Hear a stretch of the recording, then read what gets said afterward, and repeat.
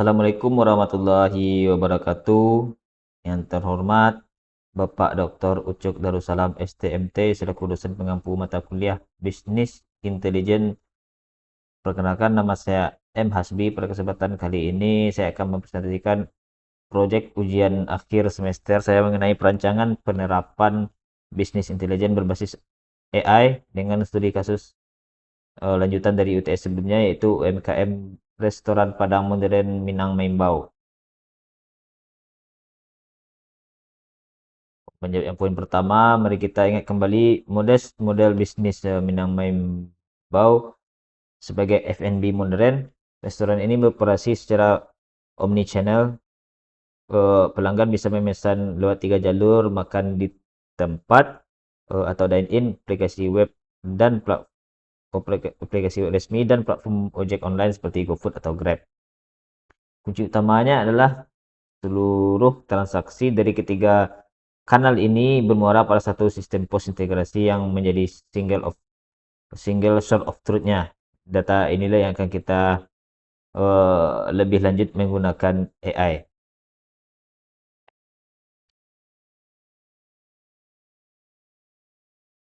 Berikut adalah bentuk diagram cara kerja sistem informasinya. Di sebelah kiri kita melihat sumber data dari berbagai kanal yang masuk ke sistem pos dan database pusat. Perbedaan utama itu ada di bagian tengah ini. Data tidak lagi langsung dilempar ke dashboard. Data difilter dan diproses terlebih dahulu oleh lapisan baru, yaitu AI Analytic Engine. Di sini terdapat model forecasting, NLP, computer vision, dan model optimasi machine learning. Setelah diolah, barulah hasilnya ini keluarkan ke dashboard BI di sebelah kanan untuk menunjukkan digunakan oleh manajemen. Keputusan dari manajemen ini kemudian akan menjadi umpan balik ke operasional restoran.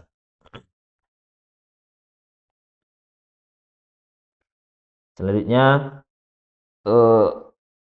bagaimana AI ini diterapkan di area bisnis?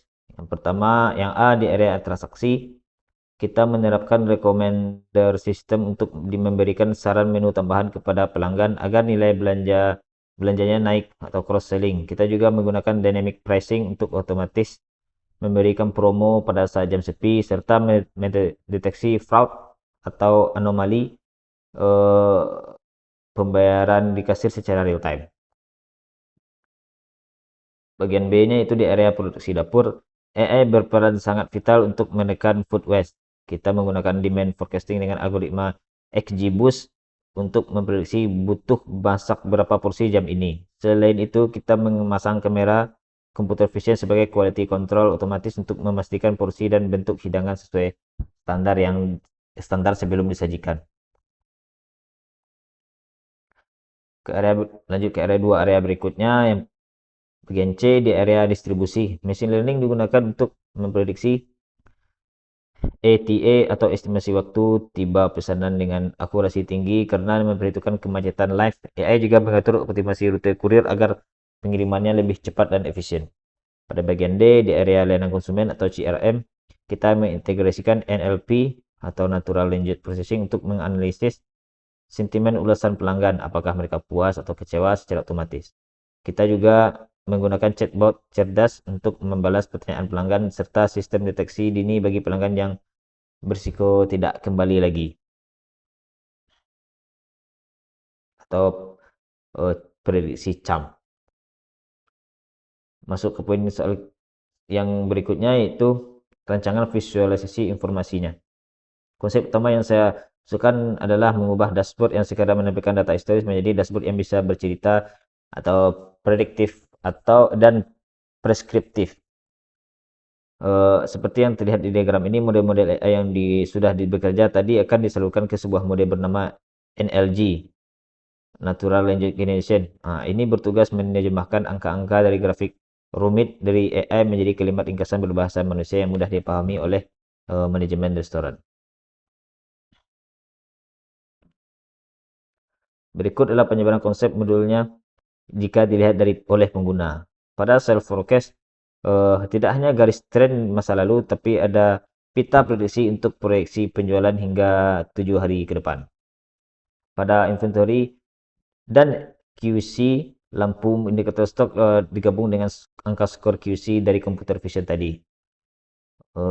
Pada customer sentiment, manajer tidak perlu membaca ribuan review satu-satu. NLG akan memberikan kalimat rangkuman cerdas. Contoh, minggu ini keluhan banyak terkait porsi sambal.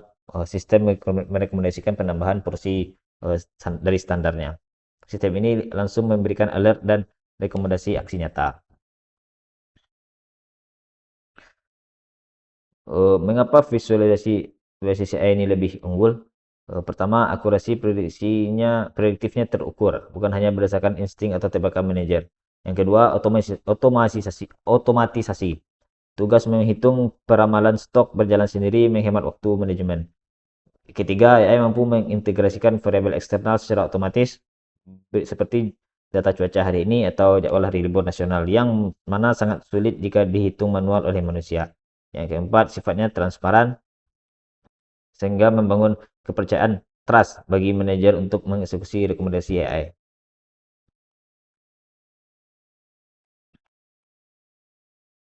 Keunggulan rancangan tersebut bukan sekedar asumsi. Saya memvalidasi menggunakan jurnal rujukan dari Groin dan Zakharov tahun 2024 yang diterbitkan di jurnal Discover Artificial Intelligence Springer Nature.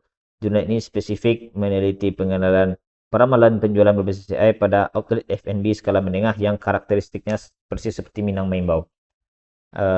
Hasilnya secara empiris membuktikan bahwa penggunaan seperti XGBoost mampu menurunkan nilai root mean square error atau MSE sebesar 22 hingga 33% dan menurunkan nilai mean absolute error atau MEI hingga 31% dibandingkan tebakan manual dari manajer restoran. Ini bukti konkret bahwa visualisasi AI jauh lebih superior. Sebagai kesimpulan, evolusi dari dashboard deskriptif di proyek sebelumnya menjadi prediktif dan preskriptif BI pada proyek UAS ini memungkinkan Minang Mainbao untuk mengubah data menjadi tindakan otomatis. Sistem tidak hanya melaporkan yang apa yang terjadi, tapi memprediksi apa yang akan terjadi dan menyarankan tindakan terbaik untuk menekan kerugian dan mempercepat distribusi serta menjaga loyalitas pelanggan. Sekian presentasi dari saya. Terima kasih kepada Bapak Dr. Ucup Darussalam atas bimbingannya dan ilmunya selama 1 semester ini. Sekian saya ucapkan. Wassalamualaikum warahmatullahi wabarakatuh.